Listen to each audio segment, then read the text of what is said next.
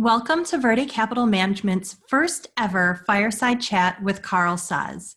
My name is Cindy Lundberg, and I'm a service advisor with Verde Capital.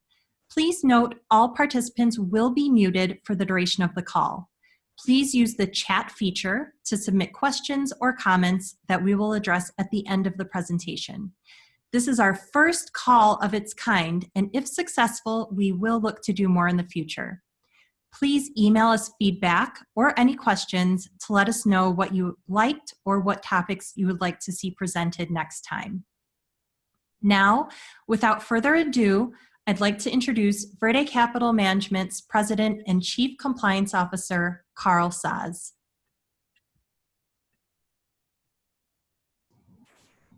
All right. This is Szasz. I hope you guys can all hear me. And Cindy, can you just give me a verbal confirmation that I'm speaking and I can be heard? You are heard.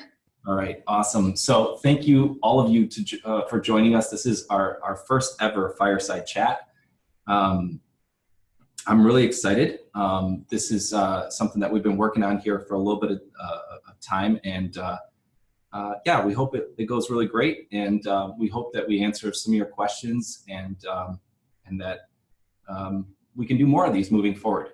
We live in really interesting times, and we have to adapt to them, and this is our attempt to be able to communicate with you in a slightly different way that might be able to answer some questions, and for us to be able to get some shared wisdom together today. So my presentation today is going to be just a way to kick us off so that I can spark some of those creative juices in each of your minds, and so that you can ask questions about things that we're doing with your portfolio, with investments, with opportunities that we see.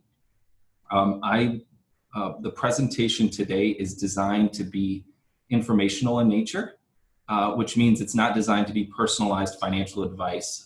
For that, you'll still need to call us or call any of the investment advisors that we have here at Verde.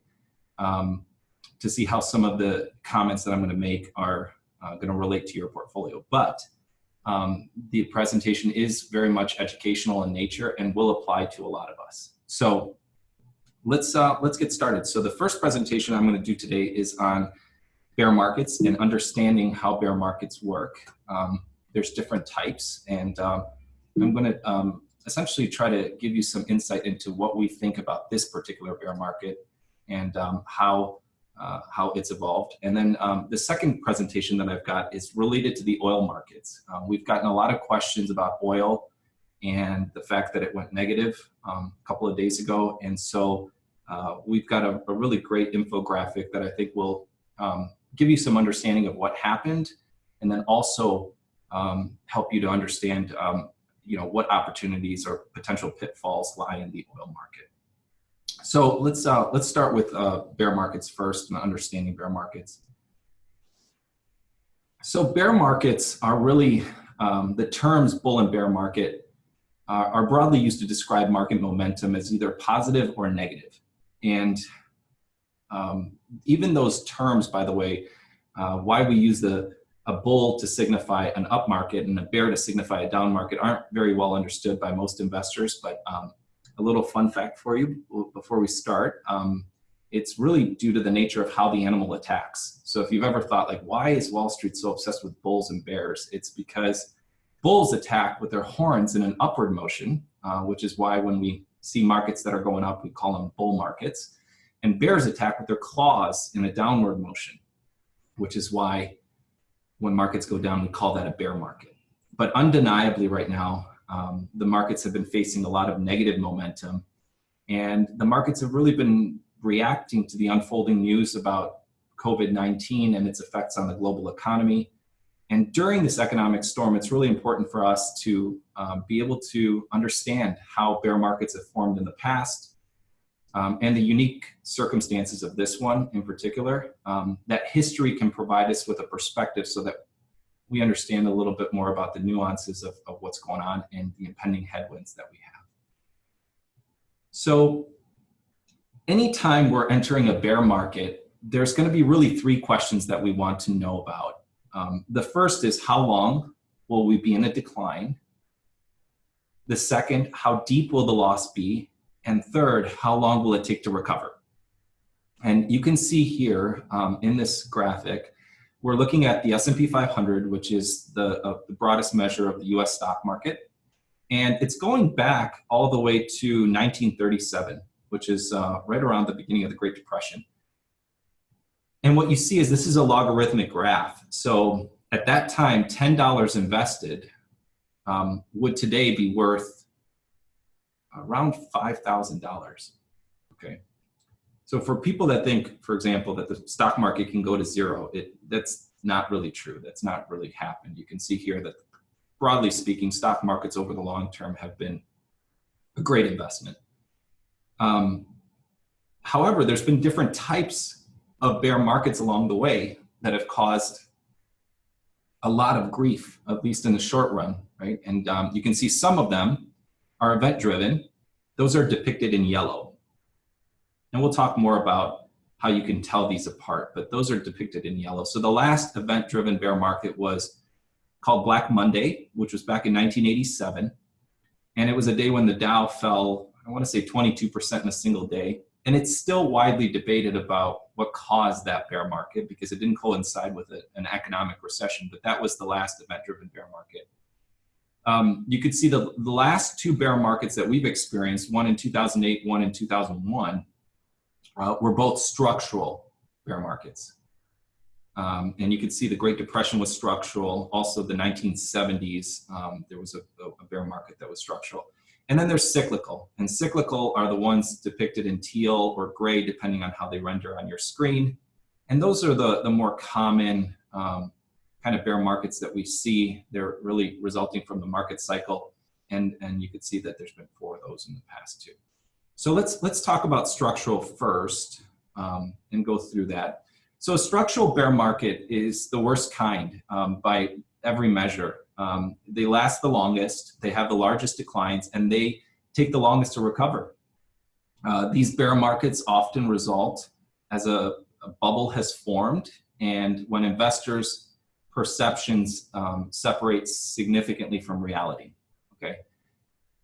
If you think about the last couple of these, the Great Depression, the tech bubble of the late 1990s, and the financial crisis of 2008 are all examples of structural bear markets.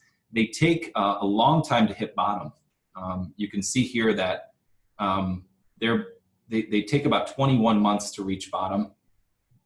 And so that's about 1.5 years before they get to the bottom. The decline is almost 37% on average.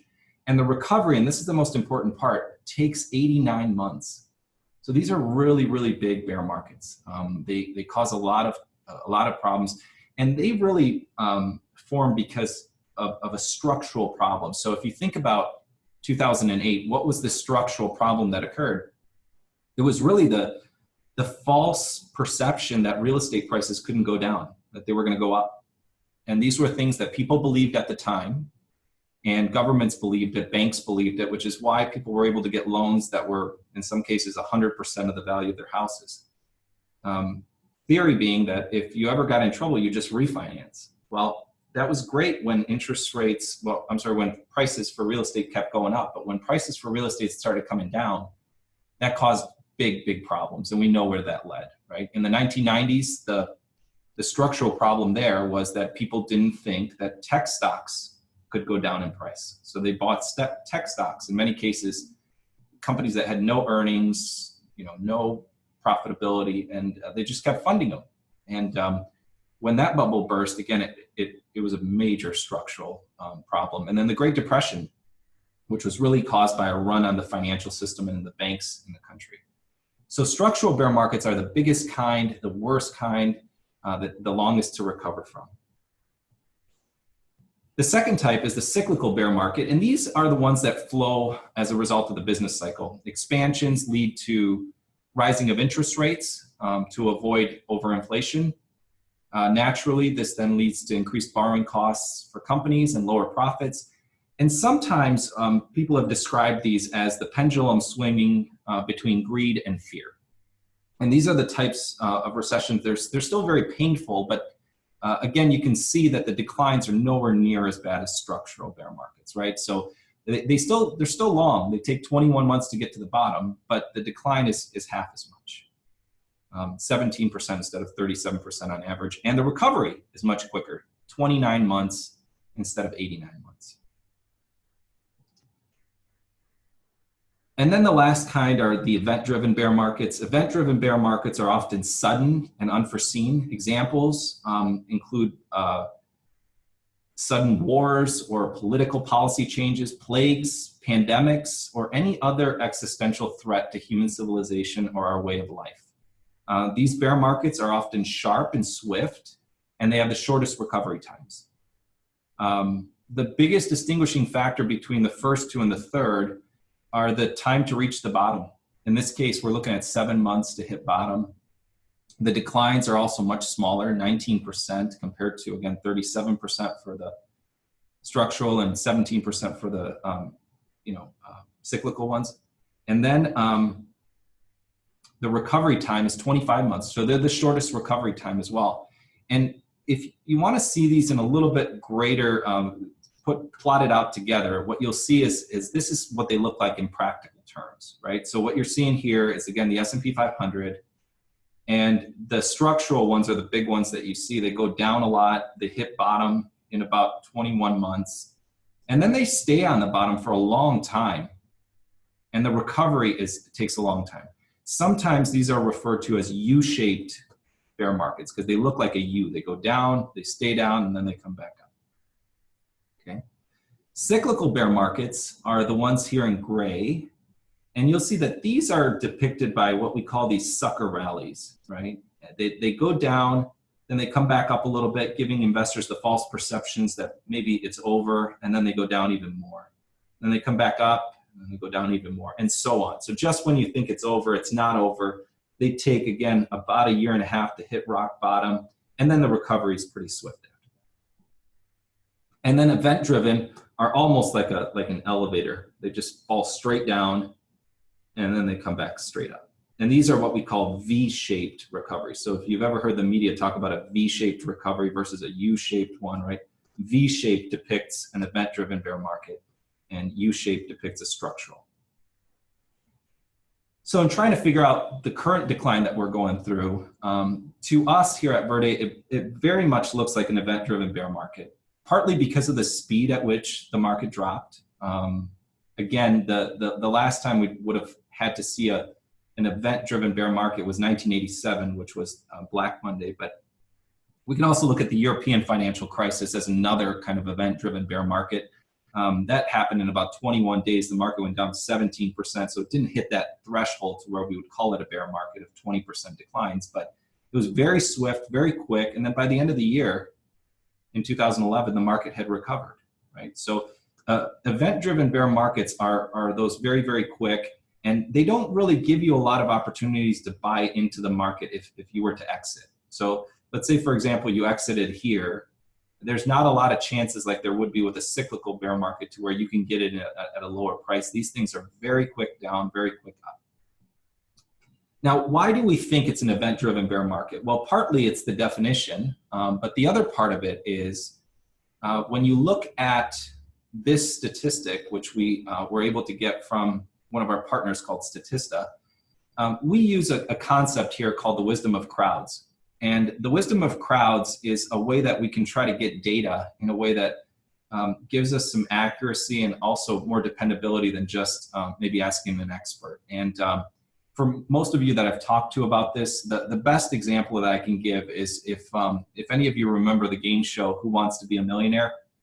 On that game show, you would go on, it was 10 questions, and you get to the end, and if you get stumped by any of the questions, you could have a choice of 3 things you could do. Choice number 1 was 50-50, which they would eliminate 2 of the multiple choice questions, which means you'd only have 2 options left, so it was a 50-50 shot of getting it right.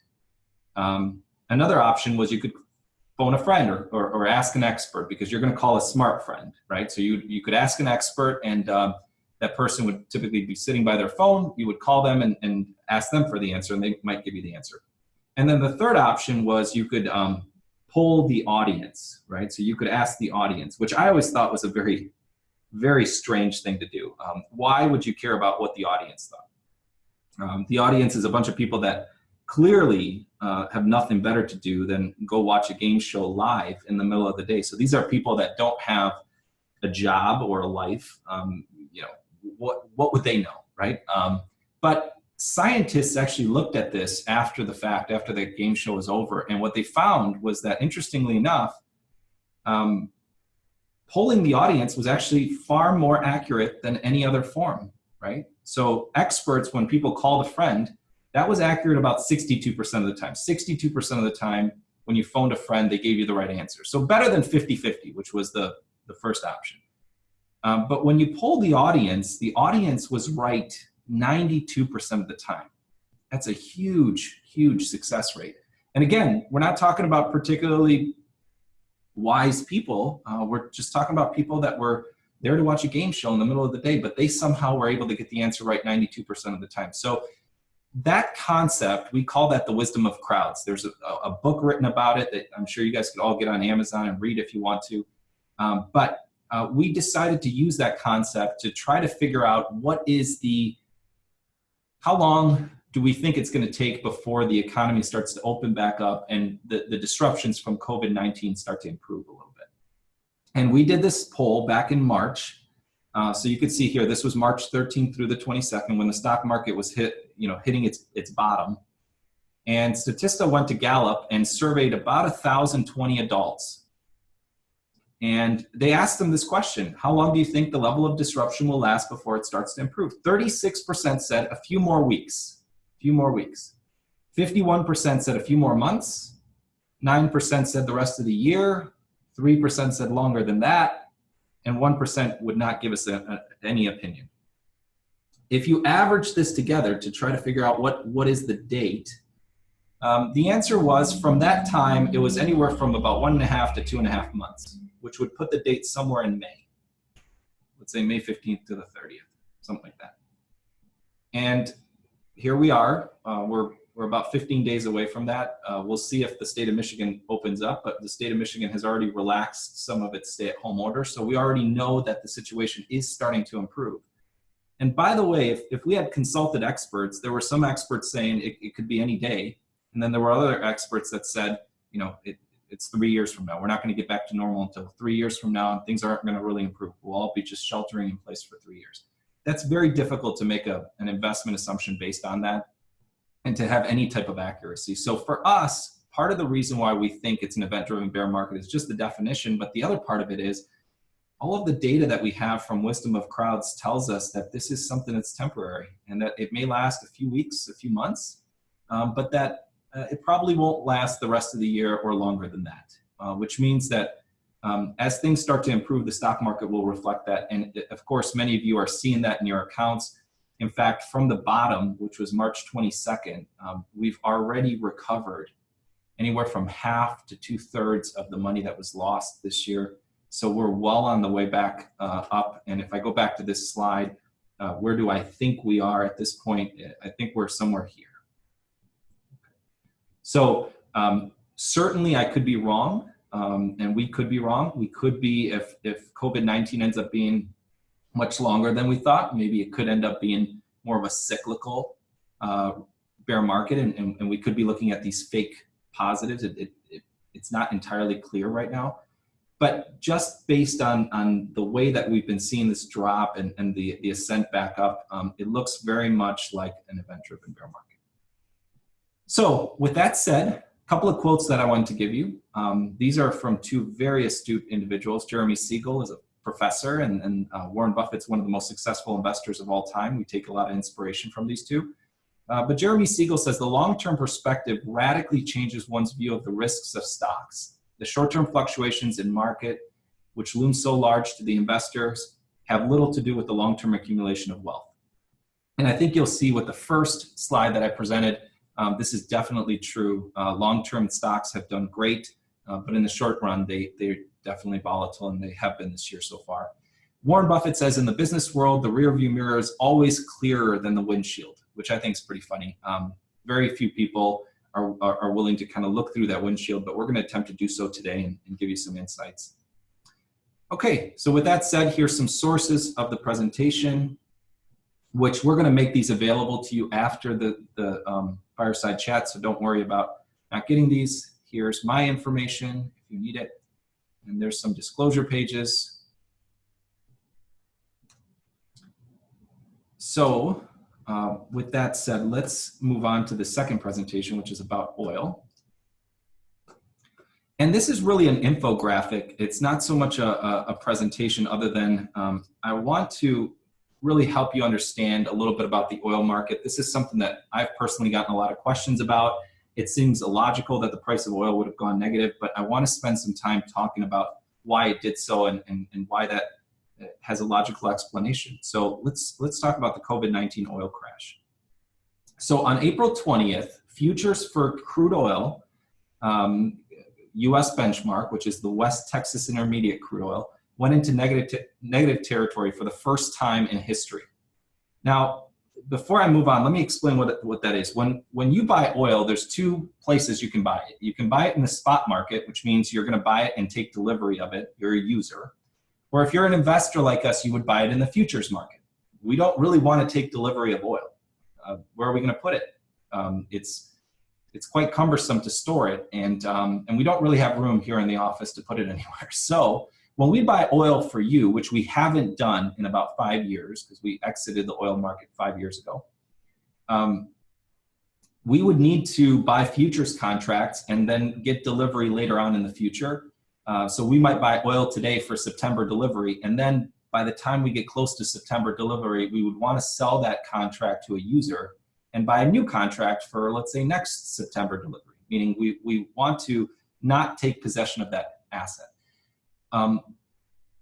Here's, however, what happened. There's been some crazy fundamentals happening in the oil market. The first part is a demand shock, which is that travel has basically been shut down as a result of COVID-19, cutting the global demand for oil by up to 33%. So about a third of the oil that we use right now for transport, for example, is just completely shut down.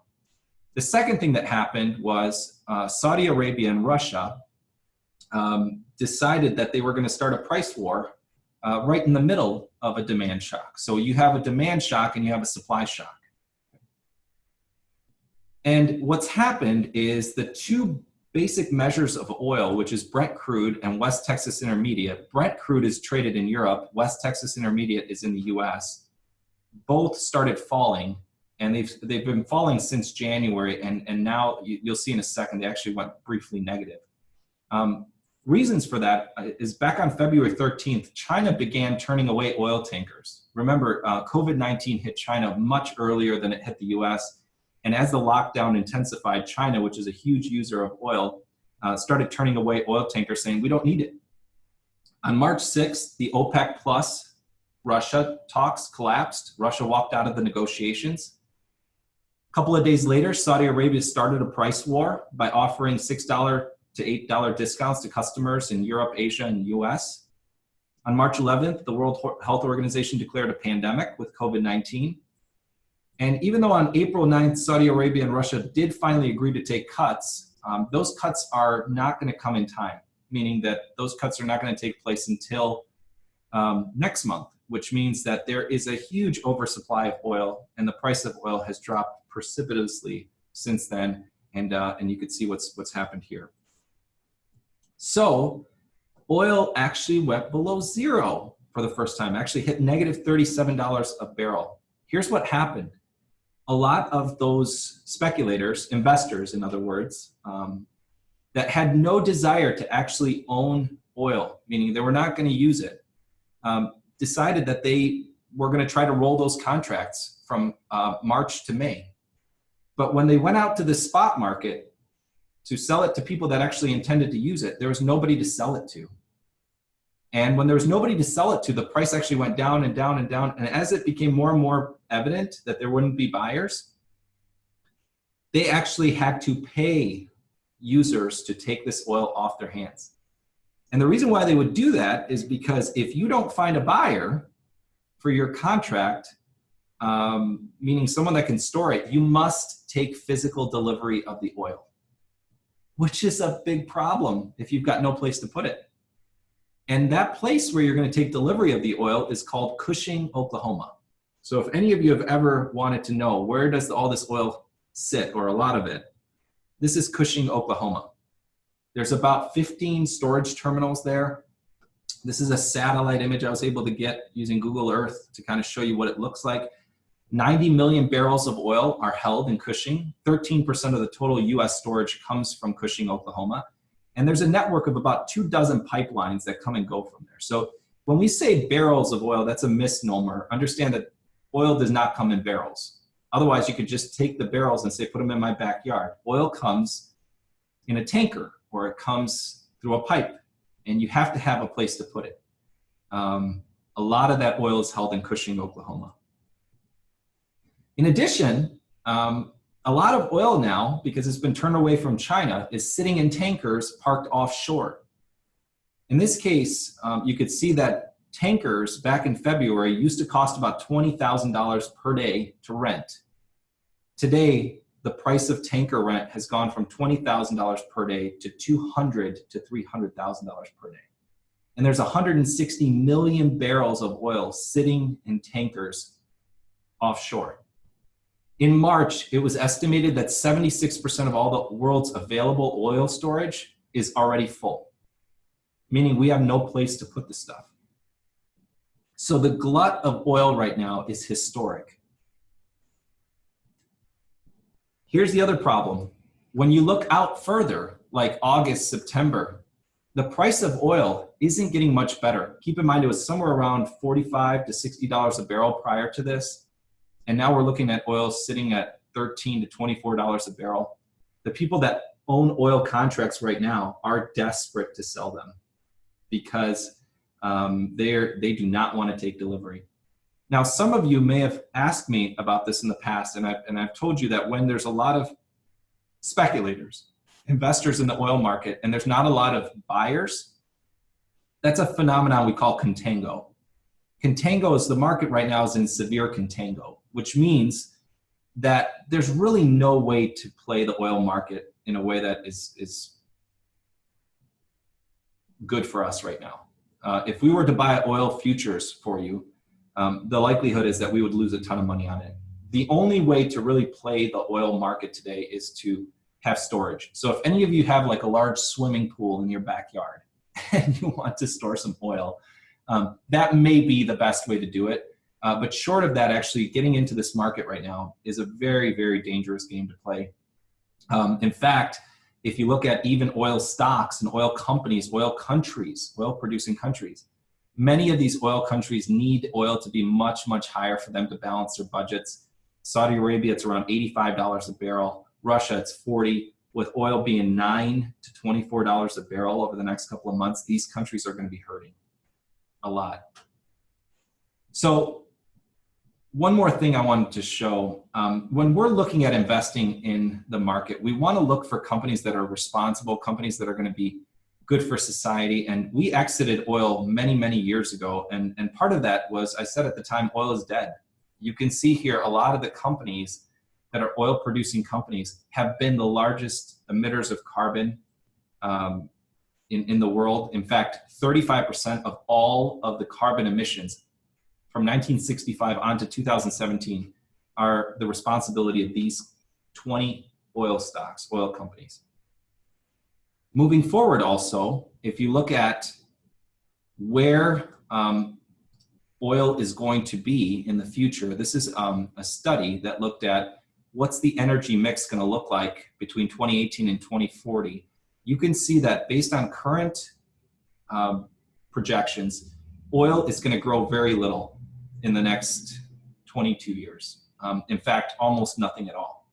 And I think that this estimation is actually probably a little optimistic for oil. I think oil will probably shrink.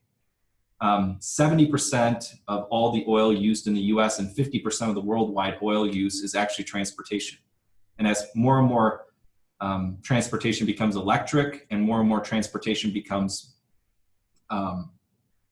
more fuel efficient, even things like, for example, the internal combustion engine today, the most popular engine today is the inline 4-cylinder engine with twin turbochargers. That engine is much more efficient than the V6 that people used to love to get 10, 15 years ago. This energy mix will change. Oil is not going to be this important. Natural gas, you can see, is growing continuously. And natural gas is growing because it's displacing coal and it's displacing oil. Coal, the only reason you don't see more of a shrinkage in coal use is because even though Western countries are getting rid of coal, other countries, especially in Asia, for example, are still using coal-fired power plants. Here's the interesting thing, and the area where we're going to tend to see a lot of opportunities. Renewables today are not only cheaper, but they're growing way faster. In fact, they're the only area that's growing a ton over the next 15, 20 years. And we have several investments in this space, which I'll talk about in a second. And then we've got bioenergy, which is biomass, things of that nature. Nuclear will continue to be a source. And then solid biomass, you can see here, that's actually shrinking a little bit. Hydro is going to grow a little bit. So that's it. That's my prepared remarks in terms of the oil market and also what we're seeing with bear markets. I'm going to just kind of open it up for questions now and take any of the questions that you have around anything I've discussed or anything related to your portfolios. So Cindy, if you can just join me here and maybe talk about the first questions. Also, keep in mind that you can submit a question right now through the chat feature. We're going to try to get to as many of the questions as possible, and I'm right on time, so 2:30. We're going to end right on time at 3, but please submit your questions and then I'll answer them to the best of my ability. Absolutely. The chat feature can be found at the bottom of your screen, so you can submit it that way. Or if you're dialing in by phone, feel free to send an email to Carl's email address or the invite email. So the first question today says, because of COVID-19, I am thinking of taking Social Security earlier rather than waiting to get more money from Social Security for 2 reasons. 1, the government is taking on a lot of new debt to deal with this crisis, and I do not know how this will affect my future Social Security payments.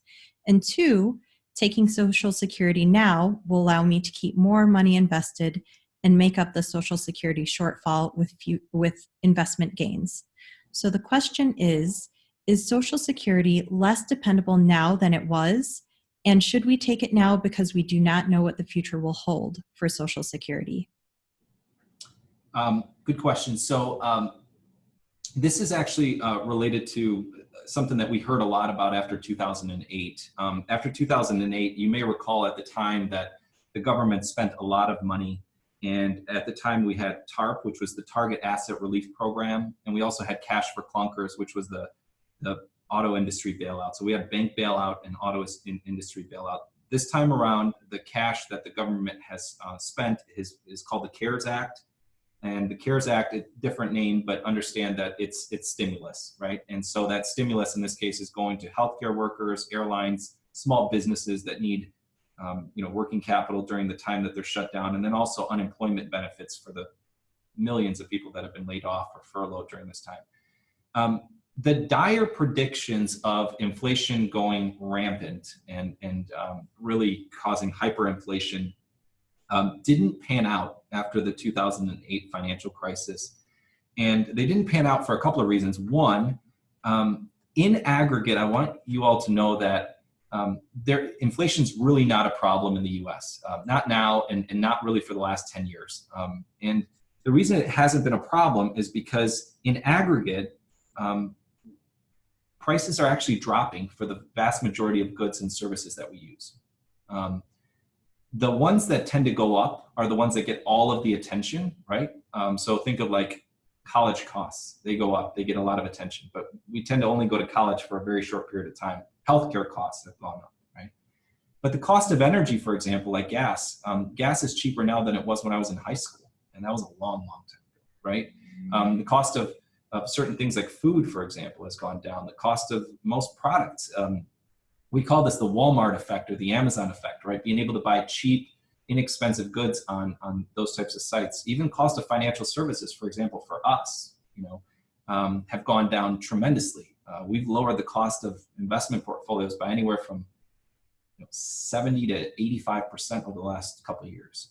And so even though you hear a lot about inflation, inflation is really not a big problem. In fact, the Fed has a gauge for inflation. They want inflation of 1 to 2%, and we've been at the very bottom of that range.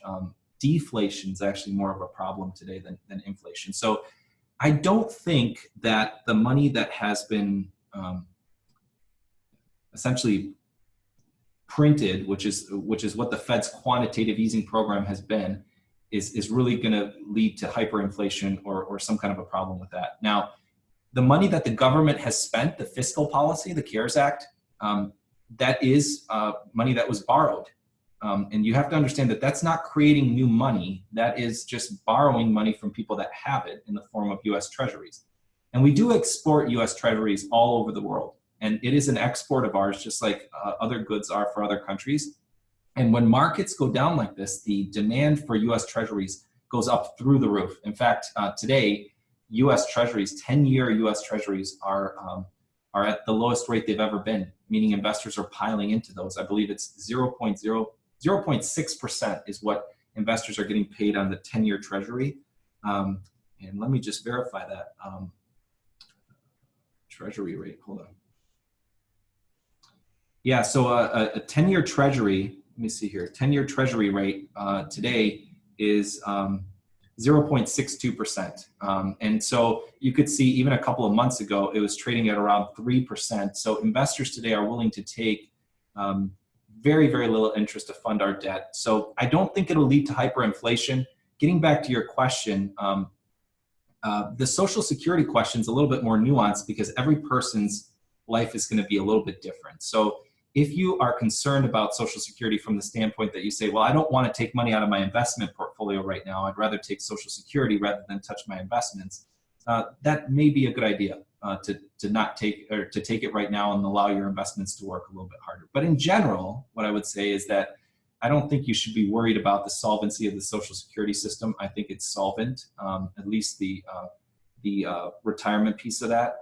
And for most of our clients that are retiring right now or in retirement right now, I don't think you have to worry about your check not getting there. There's no signs right now that we're going to be defaulting on any of our debt or that any of the debt is at a point where we have a problem or there's a run on US Treasuries. That's not the case. So I would say, call your financial advisor to just go over that very specific recommendation. But in general, I would say you don't have to worry about Social Security and you don't have to worry about inflation. Thank you, Carl. Next question is, what strategies are you using to maximize our investments in this market? Is this a good time to buy? Yes, it's actually a great time to buy. The reason is, if you look at the stock market, it's still down for the year. So even though we've made up about half to 2/3 of what the drop was at near the bottom, we're still seeing that there's a lot of areas that are really interesting. And so we're very much buyers of the market right now. So again, here's the S&P 500. And you could see actually the percent change. So I'm sorry, let me look at a year-to-date graph. So you could see here that the market at one point was up about 5% this year. At the bottom, it went down about 31%, and now it's down about 10. So that's what I was saying when I was saying we've made up about 2/3 of the losses. The market has recovered significantly, and so. But there are pockets of the market that, and this is what's really dangerous when I say there are opportunities. There are certainly opportunities, but there's also a lot of pitfalls. I see zero opportunities in the oil market. I think that you need to still look very diligently around what areas do you want to be in, right? If you're in airlines, you're in a world of hurt. Okay. However, if you're looking at maybe, let's say, a different sector like technology, for example, which a lot of people have been using technology today, like this tool, for example, that we have, that's allowing me to communicate with, many of our clients all at the same time. These are huge opportunities. We're also seeing opportunities in certain biotech companies. For example, there's 70 different companies today working on a vaccine, on different therapies for COVID-19. some of which have already shown a lot of promise, and we're looking at adding those to the portfolio for you, some of which we already have in the portfolio from before. Companies like, for example, any company that's invested in trying to allow remote work. So think of companies that do any type of customer relationship data that sits in the cloud that allows you to work from home and not have to go into the office. And then longer term, I think that we're going to have to, and this is really a challenge, I'd say, for all of you that I'm going to make here. I think we really need to look at our food supply. I think most of the data that has come out of COVID-19 shows that perhaps this came from a wet market in China, and that it was perhaps a bat that infected a human being, and then that infection spread. By Western standards, when we look at eating a wild game like that, it seems strange to us. But understand that in the emerging world, this is quite common, and there's thousands of diseases in wildlife that we haven't tracked or we don't understand very well. My wife, who's a veterinarian, has made this painfully obvious to me, and so I think in the future we're going to have to look at our food supply and how we treat or really mistreat animals, whether that's pigs that are put together in such a small space that they really can't even turn around. We're feeding them antibiotics constantly to keep them from getting sick, or whether it's chickens, or whether it's cows. Think about all of the foodborne illnesses that we've gotten over the last couple of years: mad cow disease, swine flu, right? Salmonella, MERS, which came from camels a couple of years ago, right? Avian flu. A lot of this comes from animals, and I think a lot of us that are looking at this and saying, is it safe? Is it safe the way that we get our food today? So there's companies that we have in the portfolio today. For example, one of them is Beyond Meat, that many of you have in the Verde 10. Beyond Meat is a perfect example of a company that is looking to solve that. It's a synthetic meat company. They make the Beyond Burger, which many of you can buy at Kroger. I know that I've challenged a lot of you to try it.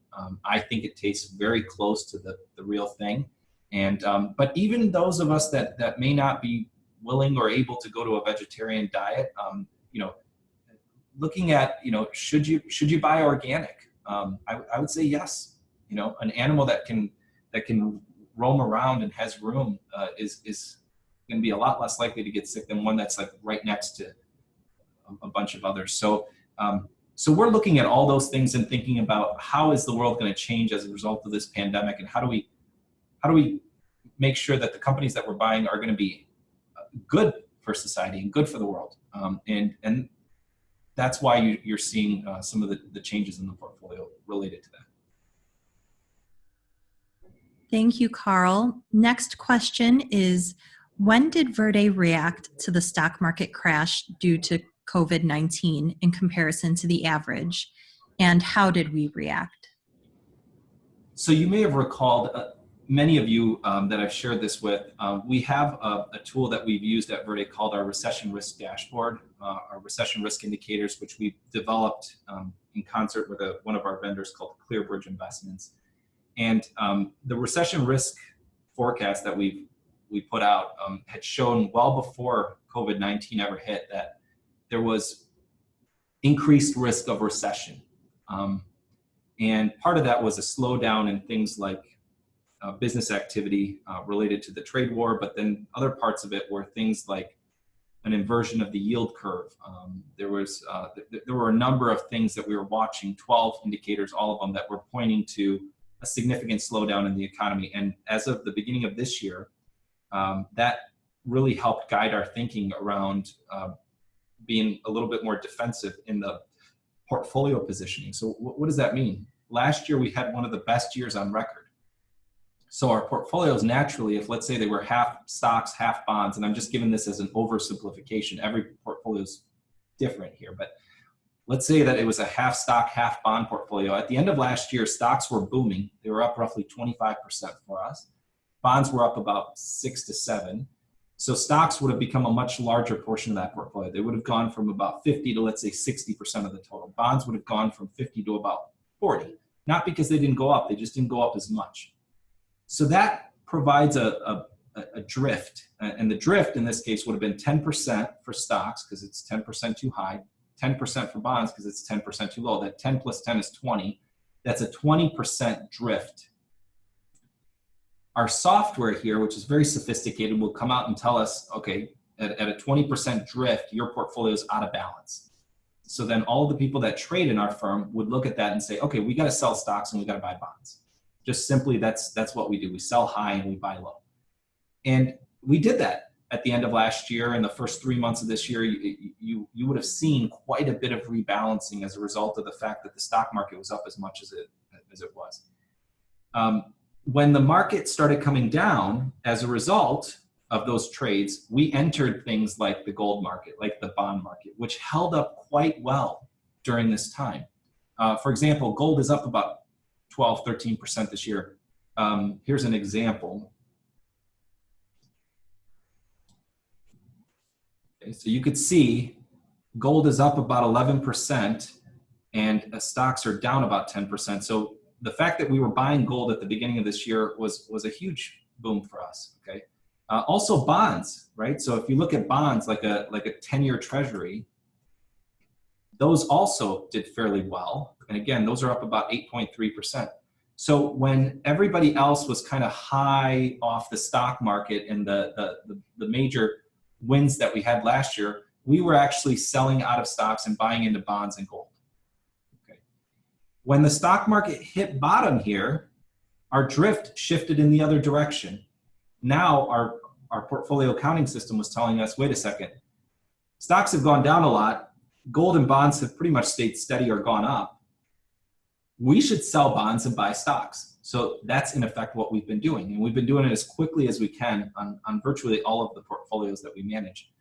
And what that's been doing is it's been buying stocks during these really bad times so that once the market starts to come back, the decisions that we make now will ultimately lead to the wealth that we have 2 to 3 years from now. So we're quite optimistic and optimistic in the sense that, you know, we don't know that this is necessarily over yet, but we're very much interested in buying into areas of the market that are beat up right now where we see good value. And we don't think that, you know, we're not overly pessimistic that this is going to be something that we're going to have to wait years to recover from. It may be something that will recover quicker than that.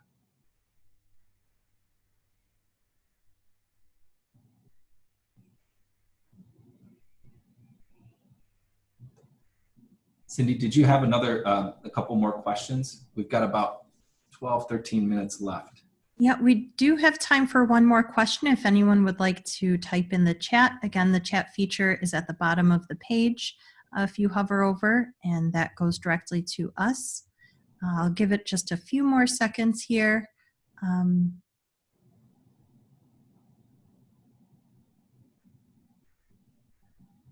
So while we're waiting, I wanted to mention just a couple of quick things. There, we have noticed, you know, we've been trying to communicate with clients during this time a lot more closely. This is the reason why we set up this webinar. We also have been doing a lot of emails, and we've been putting out a lot of content. The Mind video, for example, which we sent you a couple weeks ago, has been very well received. Our job during these times is really twofold, I think, in my opinion.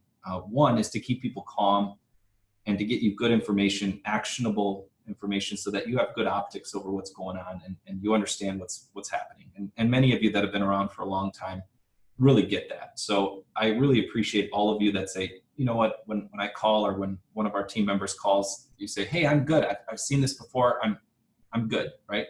Not that there's nothing to be scared about. There is stuff here that's pretty scary, but in general, you've seen this playbook before. And I want to just kind of highlight that for a second, because if you think about it, COVID-19 is like nothing we've ever seen, right? The catalyst is always different. I've never seen a situation where we've been forced to stay at home, where you could get pulled over for just trying to go to work. That seems crazy to me, right? But the playbook, the economic ramifications are very familiar to us from what we've seen before, right? Initially, everybody panics. They sell stocks. If you look at the graph again here, you'll see that they sell stocks, they sell bonds, they sell gold, they sell everything initially, okay? And then the Fed comes in and they provide some liquidity. They become that buyer of last resort, and they say, okay, we're going to buy those treasuries from you if you don't want to hang on to them. And then the market stabilizes, right? The bond market stabilizes, the gold market stabilizes first. The stock market takes a little bit longer, but it starts to stabilize. What we see today is that most of the markets are trading like they should. We're not hitting the circuit breakers on the stock market every single day. The worst of that is past, right? So in one essence, our job is to keep you calm, to give you good data, and to do things like that. The second part of our job is to be very opportunistic during these times and to think prudently about how do we protect against the areas that are most problematic. So what should we not buy? Oil, okay, which we've already talked about today. So that's something that, not buying something is very important. We shouldn't buy oil. We shouldn't buy airlines. We shouldn't buy mining stocks. There's lots of reasons why those industries are very unattractive right now. And then there are areas that we want to buy, right? And so our job is to kind of rebalance and be brave and have courage to go into these areas when others are exiting in droves, right? And by and large, we've done that. And that means that you're going to recover quicker on average than your peers. And it hopefully means that you don't make a decision that leads to an unrecoverable loss. The saddest thing for me is when I hear about investors that exited the market at some point along the way. It's really, really difficult in an event-driven bear market to buy back in. It's really difficult, and it's not something we're any good at, which is why we tell people don't do it. There's some people that do it every time, and I know that about 10% of investors panic. In our case, it's been less than 1% of investors that have panicked to that degree. And one thing that I'll share that I think is really important is that the probability of the stock market going up and down are not equal. That's the part that people don't get, is they say, well, Carl, maybe you're right, maybe you're wrong. It's not about that. It's not about being right. It's about 80% of the time the stock market goes up and 20% of the time it goes down. So when you see these drops and you think, well, I'm going to wait for it to go even lower, it just doesn't work out that way typically. Typically, by the time you get that idea, everybody else has had that idea too, and all the people that got out of the market are out of it now. And the people that are in are people like us, and we're opportunistically buying. And on the way up, it's been fantastic because I think you guys will see it's okay to look at your accounts now. So if you've been just kind of not paying attention, take a look. I think you'll be surprised to see that it's not as bad as it looks, right? And if you need a meeting, call us. Be happy to sit down with you and just kind of show you where everything's at. These are the most common questions that we've gotten. So thank you for all the questions that you've asked. We do have a few more if you have time. Yep, go ahead. Okay, when do you think the job market will bounce back in Michigan? That one's difficult to say. I think some jobs are going to come back right away. There's going to be several employers, I think, that as we start to open up society, waiters, restaurants, I don't think you're seeing all of those go out the window. There's many, many industries that have gotten very creative around being able to operate during the quarantine safely. The auto industry, I think, is going to be in a little bit more of a world of hurt, partly because I just think that there's a transition right now to more electric transport, and our state is very slow to adapt to that. Our automakers here haven't taken all the necessary steps there. But one of the stocks that we own in the portfolio, Tesla, has benefited from that trend, which many of you know. They posted earnings yesterday, and they showed that they're doing really well. They continue to deliver record numbers of cars. They had profitability, but as an example, Tesla was profitable and Ford was negative $2 billion. That worries me a little bit. It worries me actually quite a lot. So the job market, I think, is going to be in flux for quite some time. And Our state is more susceptible to that because a lot of our industries are cyclical, right? Cyclical meaning they cycle with good and bad markets. When people don't have money or they have uncertainty or they don't have a job, they don't go buy a new car. And so that's a particular, we get hit harder than other states when it comes to that. So I think that our state is going to be hit a little bit harder, and it's going to take us a little bit longer to recover. But with that said, I do think we're going to recover the vast majority of the jobs that we've lost. And if you look at the stock market as an indicator, right, and the stock market is a type of crowd, it is very wise over time. It's been proven that the stock market has been right more often than it's wrong. The stock market tends to indicate at this point that that this is fairly temporary and that we will return back to something more normal soon. And what I mean by soon is within about a year. I don't think we're going to be dealing with this. And if you have any doubt, look at how the private industry has stepped up to treat some of these problems. So I think the private industry is very, very creative, very interesting. I think most people today understand the dangers of COVID-19, and they're taking steps to be able to safeguard their health and not kill the economy at the same time, right? Great. Thank you, Carl. And looks like we have time for just one more question. How has cryptocurrency been affected by COVID-19? Interesting. So cryptocurrency has actually been booming lately. So if you look at Bitcoin, let me see if I can get Bitcoin price. Here we go. So Bitcoin's up 22% this year. And, Bitcoin's one of those things, I like to call it digital gold. It very much acts like gold. You could see it's correlated to gold. So again, gold is the orange line, Bitcoin's the green line here. And you could see it went down when everybody was selling everything, but then it's recovered quite nicely and it's up 22% this year. Anytime we print money, anytime we stimulate our economy or borrow a lot, a currency like Bitcoin, which is finite, okay, versus one that's like the dollar, which is infinite, because we can print more and more of it. You can't print more Bitcoin. Bitcoin is finite. There's only going to be 21 million units of Bitcoin ever mined. The price of Bitcoin goes up. And so we like cryptocurrencies. We have a plan to be able to help you to be able to invest in cryptocurrencies in the future, but a small amount. There should be no substitute for stocks or bonds. Our models show that a 1% or maybe 2% allocation to Bitcoin is enough. It should not be a 10, 15, 20% allocation to it. So we like Bitcoin. We like Ethereum also. Don't like the other ones much. I think you need to go with the leaders here. Bitcoin's like gold, Ether is like silver, and they're doing quite well. So Ethereum is up about 50% this year, I believe. So there's Ethereum.